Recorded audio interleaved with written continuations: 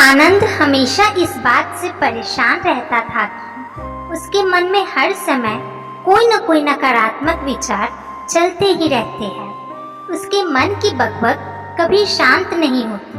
वो या तो अपने अतीत के बारे में सोचकर पछताता रहता है कि काश मैंने इस काम को ऐसा कर दिया होता, उस काम को वैसा कर दिया होता, या फिर वो अपने भविष्य के बारे में सोच सोच कर डरा रहता है कि कहीं ऐसा हो गया तो क्या होगा, कहीं मैं असफल ना हो जाऊं, कहीं मुझसे कोई गलती ना हो जाए, वगैरह वगैरह। ऐसे ही कई नकारात्मक और असफलता से भरे विचार उसके मन में हर समय चलते ही रहते हैं। वो हमेशा ही विचारों में खोया रहता था और अंदर से डरा हुआ सा रहता।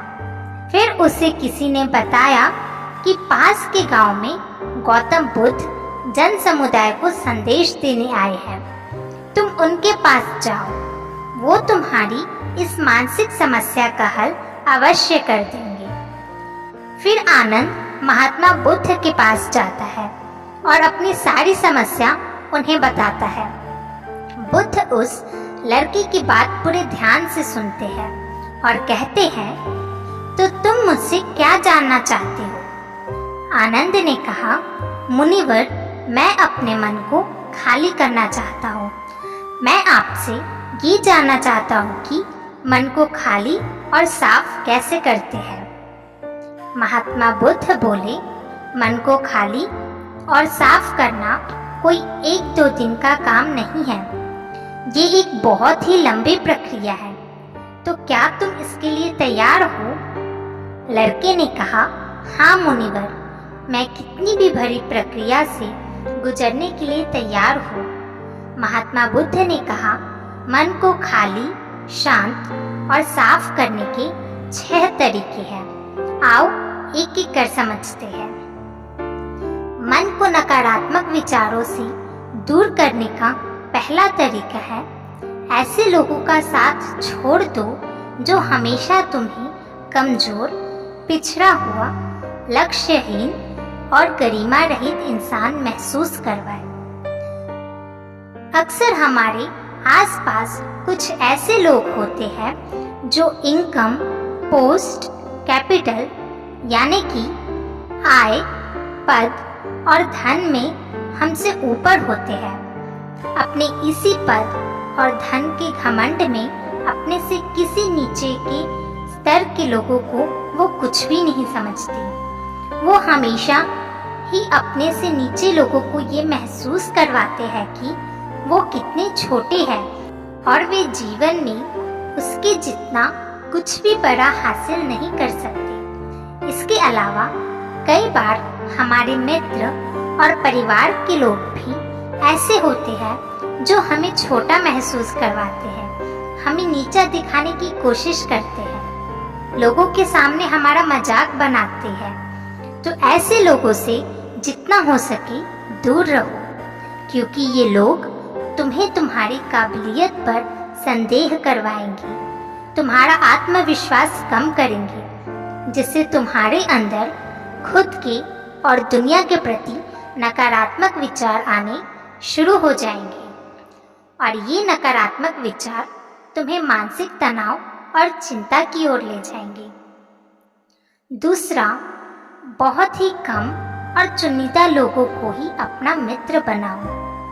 ऐसे लोगों को ही अपना मित्र बनाओ जिनसे तुम कुछ सीख सकते हो, जिनकी तुम इज्जत कर सकते हो, जो तुम्हारी भावनाओं को समझे, जिनकी सोच तुमसे मेल खाती हो और जो जीवन में आगे बढ़ने में तुम्हारी सहायता करें। हमारे जीवन, हमारे चरित्र में हमारे माँ बाप के बाद हमारे मित्रों का ही प्रभाव होता है।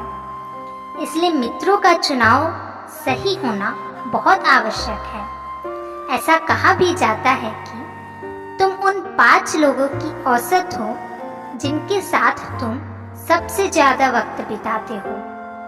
अगर तुम्हारे औसत मित्र बदतमीज है तो धीरे धीरे तुम भी बदतमीज होने लगोगी। अगर वो अमीर है तो तुम भी धीरे धीरे अमीर बनना चाहोगे। संक्षिप्त में तुम वही बनते हो जैसे लोगों के साथ तुम अपना सबसे ज्यादा वक्त बिताते हो। हमारी सबसे बड़ी समस्या ये है कि हम लोगों को ना नहीं बोल पाते। हम ऐसे लोगों को भी ना नहीं बोल पाते हैं जिन्हें हम अपनी जिंदगी में नहीं चाहते, और जिसके फलस्वरूप हम ना चाहते हुए भी इन नकारात्मक लोगों के साथ समय बिताने लगते हैं। इसीलिए हमें सबसे पहले उन लोगों को अपनी जिंदगी से ना बोलना है जिनके लिए हमें लगता है कि अगर ये हमारी जिंदगी में ना हो तो शायद हम ज़्यादा खुश रहेंगे। मैं अगर अपने शब्दों में कहूँ तो हमें अपनी लाइफ में ऐसी हर एक चीज़ को इग्नोर करना होगा जो हमें आगे बढ़ने से रोकती है। महात्मा बुद्ध ने कहा, मन को खाली करने का तीसरा तरीका है वर्तमान में जियो। बुद्ध ने लड़की की तरफ इशारा करते हुए कहा, तुम अपना अतीत नहीं बदल सकते, लेकिन तुम अपना वर्तमान अवश्य बदल सकते हो।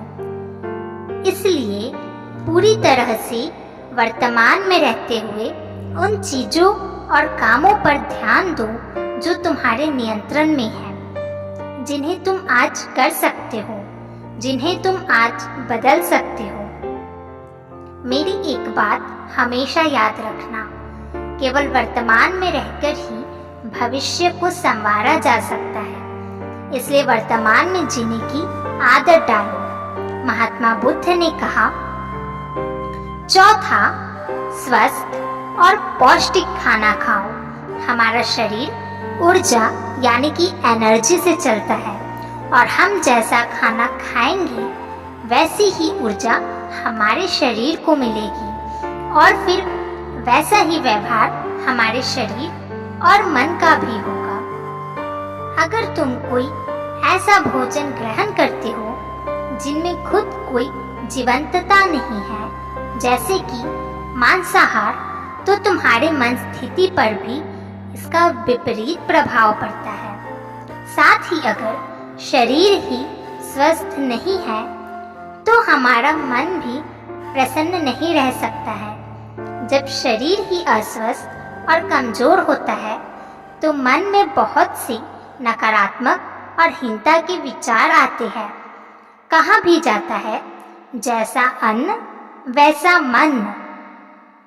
बुद्ध ने आगे कहा, पांचवा, रोज अकेले में ध्यान करो। ध्यान किसी के साथ नहीं, हमेशा अकेले में ही करो। ध्यान करने का सबसे उपयुक्त समय सुबह या फिर रात में सोने से पहले होता है, लेकिन तुम्हें आसानी से ध्यान में गहरा जाना है तो रात का समय उपयुक्त होता है। रात में सोने से पहले ध्यान करने से नींद में भी सुधार होता है और गहरी नींद आती है। ध्यान करने के लिए तुम अपनी सांसों पर नियंत्रण स्थापित कर सकते हो। मन और सांस का संबंध बहुत ही गहरा होता है। इसे समझ लेने से आपका जीवन संपूर्ण हद तक बदल सकता है। अगर आप इसे समझना चाहते हैं तो हमने इस पर 10 मिनट की आंधी आपका जीवन बदल देगी नामक वीडियो भी बनाया है, जिसका लिंक डिस्क्रिप्शन में है, अवश्य देखिए। यह बहुत जरूरी है कि आप खुद के व्यवहार को जानें, खुद के साथ अकेले में समय बिताएं। ये जानने की कोशिश करें कि मन में किस तरह के विचार उठ रहे हैं। जब तुम अकेले में ज़्यादा समय बिताते हो तो तुम खुद को बेहतर जानने लगते हो। तुम्हारे अंदर एक ठहराव आ जाता है, तुम्हारा उतावलापन कम हो जाता है, तुम कम बोलने लगते हो, आसपास की चीज़ों पर ज़्यादा ध्यान देने लगते हो, तुम शांत और स्थिर होने लगते हो, जिससे तुम्हारा आकर्षण सहज ही बढ़ जाता है।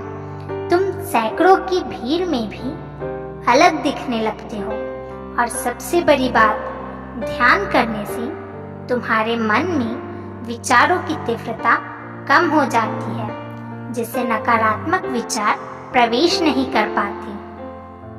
महात्मा बुद्ध ने कहा, छठवां और आखिरी, नए नए जगहों पर घूमने जाओ।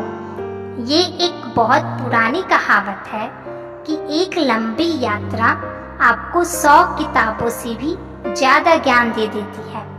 तुमने देखा होगा, बौद्ध भिक्षुक साल के 9 महीने लगातार घूमते ही रहते हैं। उनके घूमने के पीछे का एक कारण यह भी है कि नए नए जगहों पर घूमने से मन को नयापन महसूस होता है, जिससे मन हमेशा ही उत्साहित और ऊर्जा से भरा रहता है। कोशिश करो कि प्रकृति की सुंदरता से भरे स्थानों पर जाओ। अपना अतीत में हुई गलतियां और सारी चिंताओं को भूल जाओ। बस यही है मन को खाली करने का सूत्र। इस वीडियो में आपने बहुत कुछ सीखा होगा। मिलते हैं अगले वीडियो में। धन्यवाद।